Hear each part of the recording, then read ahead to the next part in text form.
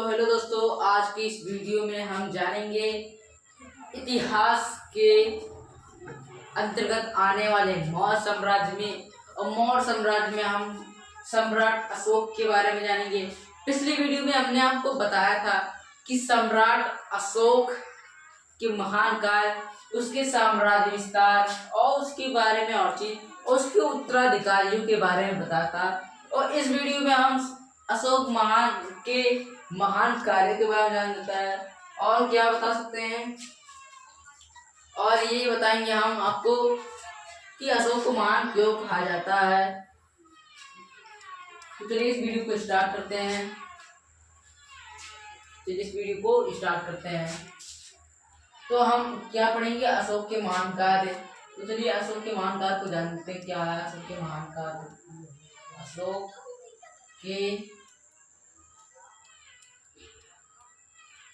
अशोक के महान कार्य।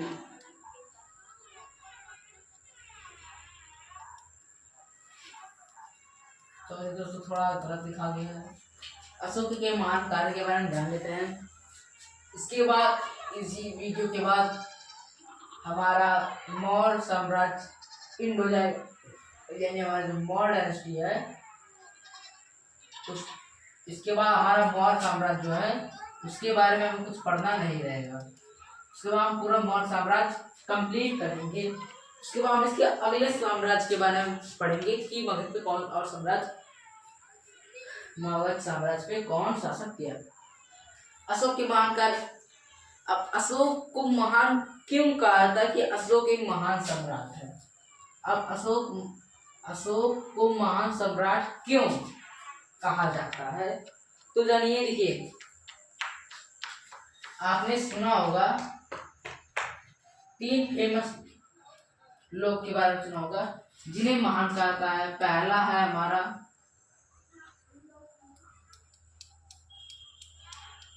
सिकंदर महान।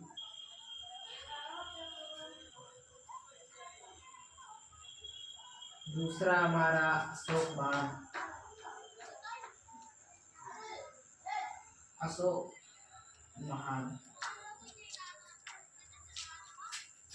तीसरा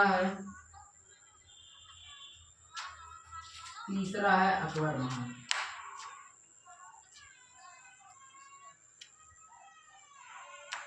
आप इन तीनों के बारे में महान सुने होंगे। तो क्या आप जानते हैं कि इन लोगों को महान क्यों कहा जाता है? क्या आप जानते हैं कि इन लोगों को महान क्यों कहा जाता है? तो चलिए जान लेते हैं पहले इन तीनों को महान क्यों कहा जाता है। तो आपको इसमें आंसर मिल जाएगा कि अशोक भारत का महान सम्राट क्यों कहा जाता है, अशोक को महान की उपाधि क्यों मिली है। चलिए, सिकंदर कहा था मैं पूरी दुनिया जीतूंगा। सिकंदर को विश्व विजेता के नाम से जाना था, लेकिन सिकंदर को महान इसलिए नहीं कहा था कि वो बहुत अच्छा था। सिकंदर ने दुनिया जीतने के नाते, दुनिया विश्व विजेता के नाते, विश्व विजेता के कारण उसे महान कहा जाता है कि उसके सामने बहुत से बड़े डायनेस्टी एम्पायर आए, लेकिन वो सबको पराजित कर दिया। खुद हारा, लेकिन उन्हें हरा भी। एक बार हारा चलिए, दूसरी बार चलिए, लेकिन तीसरी बार पक्का जीत गया। इसलिए सिकंदर को महान कहा था, उसकी विश्व विजेता के कारण। दूसरा चलिए, अब मतलब तीसरे अकबर के बारे में जानते हैं। उसके बाद हम आपको अशोक के बारे में बताएंगे।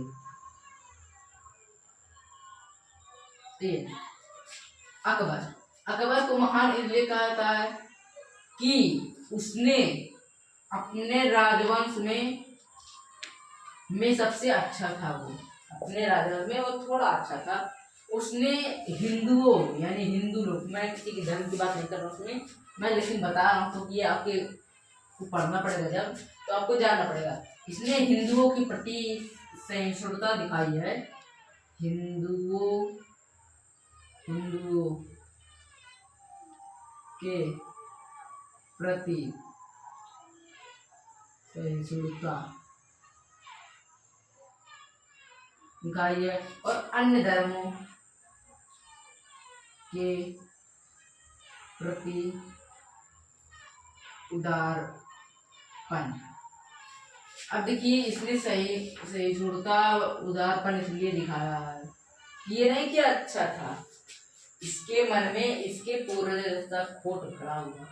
मैं यहाँ पर किसी राजा को गलत नहीं बताना चाहता हूँ, ये जो हिंदू प्रति सहिष्णुता थी वह अन्य प्रति उदारपन था इसमें। तो इसमें उदारपन था, अपने साम्राज्य को बढ़ाने के लिए इसने उदारपन रखा हुआ था। और हिंदू प्रति सहिष्णुता अपने साम्राज्य को बढ़ाना, और जिसपे इसका साम्राज्य नहीं कंट्रोल था उस पे इसने अपने तलवार की नोकों पर जीता। इसलिए जो मध्य एशिया के लोग थे या फिर जो मुगल काल के जो फेमस लोग हैं वो इसलिए अकबर को महान कहलवाए, अकबर की यही खासियत, सिकंदर की यही खासियत, लेकिन इनकी कोई खासियत अशोक से नहीं मिलती है। अशोक दिल का बहुत अच्छा था। अशोक को महान इसलिए कहा गया कि उसने डायरेक्ट अपना धर्म चेंज कर दिया। उसे लगा कि मेरा धर्म गलत है या मेरे धर्म में ऐसा हो रहा है, तो उसने अपना धर्म चेंज कर दिया, डायरेक्ट धर्म को ही परिवर्तन कर दिया। देखिए अशोक ने उदार पर असलियत में लिखा है, उसने किसी को कष्ट नहीं दिया। ये कलिंग के युद्ध के बाद होता है। कलिंग के युद्ध के पहले ये बहुत क्रूर था। अब ऐसा क्रूर मान सकते हैं कि इसके यहाँ रोज गाय एवं अन्य जानवरों, यहाँ तक सूअर की भी मांस प्रतिदिन टनों में बनता था। इसके राजमहल में सब खाते थे। सोचिए, हर जानवर के ऐसा ये राजा था। मतलब कहा नहीं सकते कि ये गाय या फिर इसी सभी का है, मतलब कुछ में कहा था कि ये गाय जैसे लोग, जैसे यानी बैल पे बता अत्याचार करता था, यानी गायों पे भी अत्याचार किया होगा इसने। तो अब ये धर्म का बहुत अच्छा था। इसने शिलाएं बनवाई, इसने ग्वाले बनाए, इसने धर्म का प्रचार किया, जो कि इनमें से ना ही अकबर ने किया था ना ही अशोक ने किया था। ना ही अकबर ने किया था ना ही अशोक ने किया था। इसने बहुत सारे बौद्ध विहार बनवाए, बहुत सारे अपने, इसने साम्राज्य विस्तार पे ध्यान नहीं दिया। इसने साम्राज्य जिन राजाओं ने साम्राज्य विस्तार पे ध्यान नहीं दिया, उन्हीं का साम्राज्य सबसे बड़ा गया, उन्हीं का साम्राज्य सबसे बड़ा गया। जिन्होंने देखा मैं साम्राज्य बढ़ाऊंगा अपना, मैं साम्राज्य बढ़ाऊंगा, तो उसका साम्राज्य नहीं बढ़ पाया, और जिन्होंने कहा मैं नहीं बढ़ाऊंगा उनका बढ़ गया। तो अशोक ने ऐसे किया। मैंने आपको बताया भी था कि अशोक का साम्राज्य कितने है। अशोक का एक प्रकार से कहा जाए तो अशोक का साम्राज्य ताइवान, कोरिया, चीन, रूस, जापान, अन्य फिलीपींस, दक्षिण में श्रीलंकाई, इंडोनेशियाई, यहाँ तक कि यूरोप, अमेरिका जैसे देशों में भी इसके प्रचार हुए थे, इसके धर्म पे। तो एक प्रकार से ये धार्मिक कारण इसका साम्राज्य उतने दूर तक फैला था, इसका नेटवर्क बहुत ज्यादा फैला था। ये अशोक के महान कार्यों में अशोक के महानता को बताया जा रहा है। अब चलिए जानते हैं कि अशोक की महानता क्या थी। अशोक का चरित्र बहुत उज्जवल था। अशोक का चरित्र बहुत उज्जवल था। दूसरा, इसने धर्म परायणता की थी, यानी धर्म को समझे। अगर आपको लगे कि हमारे धर्म में गलती है तो धर्म को चेंज कर दिया इसलिए इन्होंने इसलिए अपने धर्म को परिवर्तन कर दिया और बौद्ध धर्म अपना लिया। इन्हें धर्म नहीं चेंज करना चाहिए था, लेकिन इन्होंने गलती कर दी। चीजें की गलती थी, ये धर्म परायणता थे। इन्हें महान विजेता कहा जाता है। ये महान शासक भी हैं और वह प्रजा व सेवक सम्राट भी है। देखिए यहाँ पर आप कह सकते हैं, मैं किसी की बुराई नहीं कर रहा हूँ, ये ऐसे राजा थे जो सेवक को सेवक समझते थे। ये एक ऐसे राजा थे जो सेवक को सेवक समझते थे, सेवक से कुछ समझ लेते थे ये लोग, लेकिन ये सेवक को एक इंसान समझते थे। ये सेवक जो अपने यहाँ पर नौकर चाहते थे उन्हें एक इंसान समझते थे। और अगर जैसे बुजुर्ग जो थे, बुजुर्ग जो सेवा करना चाहते थे इनकी, वो सेवा नहीं करने देते थे इनको अपना। जैसे इनके यहाँ कोई नौकर है, खाना बनाने वाला, वो बूढ़ा है, तो इन्हें ये फ्री में मतलब उनको मतलब अपना धन उन सब दे सकते थे, इनको रहने खाने पीने की सुविधा दे सकते, लेकिन ये काम नहीं करवाते थे। ये बुजुर्गों या बच्चों पे अत्याचार नहीं करते थे महिलाओं पर। ये इनकी खासियत है। ये सेवक, ये प्रजा व सेवक सम्राट भी कहलाते हैं, क्योंकि इन्होंने जैसे अगर सेवक की कमी है तो ये खुद सेवक बन जाते थे, सेवक की सेवा करने के लिए खुद सेवक बन जाते थे। ऐसे ये महान आदर्शवादी शासक भी थे, ये महान राष्ट्र निर्माता थे, महान राजनीतिकार भी थे। ऐसे थे। इनकी प्रशंसा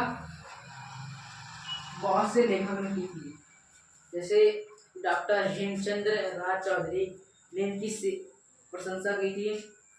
अब मैं इनकी प्रशंसा को आपको बता देता हूँ कि प्रशंसा की थी।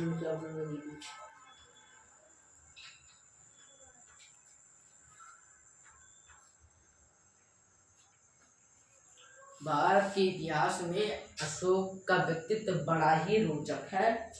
उन्होंने चंद्रगुप्त जैसी क्षमता, समुद्रगुप्त जैसी शक्ति व चंद्रगुप्त विक्रमादित्य जैसे कौशल को भी अपने पास रखा था, इसलिए इन्हें अशोक महान कहा जाता है। ये डॉक्टर हेमचंद्र चौधरी द्वारा कहा गया है। अगर ऐसा नहीं है तो इन्हें अशोक महान नहीं कहा जाता, इन्हें अशोक महान नहीं कहा जाता। Ashoka the great, Ashoka the great यूं ही नहीं फेमस हुआ, मेरा नाम अशोक यूं ही नहीं फेमस हुआ। यही कारण था कि इनका नाम अशोक ऐसे ही नहीं फेमस।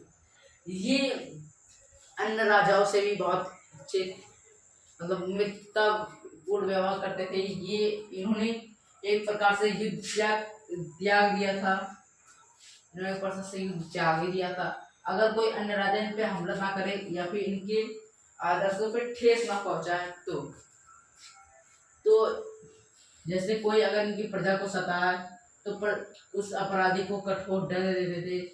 ये एक अच्छे लोगों की पहचान होती है, एक अच्छे लोग की पहचान होती है, लोगों की पहचान। ये अपने साम्राज्य को कंट्रोल में रखे थे, बाकी अन्य जो लोग थे वो अपने साम्राज्य को कंट्रोल में नहीं रख पाते थे।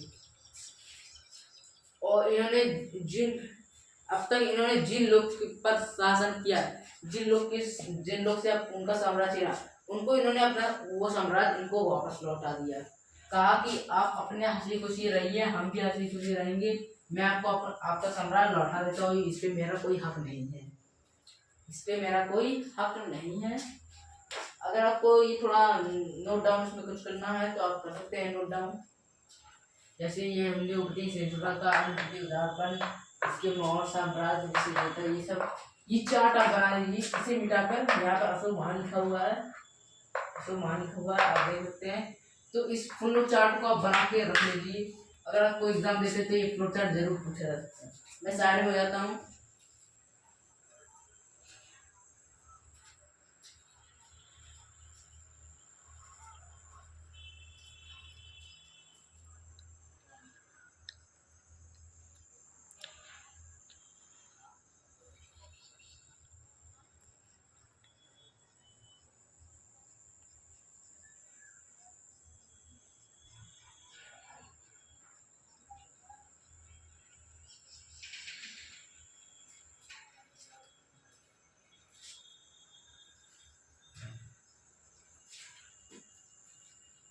तो आपने नोट डाउन कर लिया। इनके हमने अशोक महान क्यों है, एक बार मैं वापस से रिपीट कर देता हूँ, उसके बाद इस वीडियो को एंड करते हैं। पहला, अशोक का उज्जवल चरित्र। दूसरा, अशोक की धर्मपरायणता। तीसरा, अशोक की धार्मिक सहिष्णुता। चौथा अशोक महान विजेता। पांचवा महान शासक। छठवा महान प्रजा सेवक सम्राट। सता महान आदर्शवादी शासक। अठा महान राष्ट्र निर्माता। महान राष्ट्र निर्माता ये सब है इनके फेमस महान कार्य। तो चलिए इस वीडियो को एंड करते हैं। अगर आपको ये वीडियो पसंद आई हो तो कृपया चैनल को सब्सक्राइब करें, लाइक करें इस वीडियो को, कमेंट करें इस वीडियो में। अगर आपको कोई डाउट कुछ है या फिर आपको ये वीडियो कैसी लगी, कितनी हद तक आप परसेंटेज बता सकते हैं। और अगर आपको ज़्यादा पसंद आए तो इस वीडियो को शेयर करें। और हम एक चीज़ और, हमारे टेलीग्राम चैनल है स्टडी विद प्यास विश्वकर्मा, आपको डिस्क्रिप्शन में लिंक दे दिया जाएगा। आप वहाँ से जाके हमारे इस चैनल टेलीग्राम चैनल पे ज्वाइन कर सकते हैं। तो कल अब तक के धन्यवाद। जय हिंद, जय भारत। हम आपको मिलेंगे अगले डायनेस्टी की वीडियो में।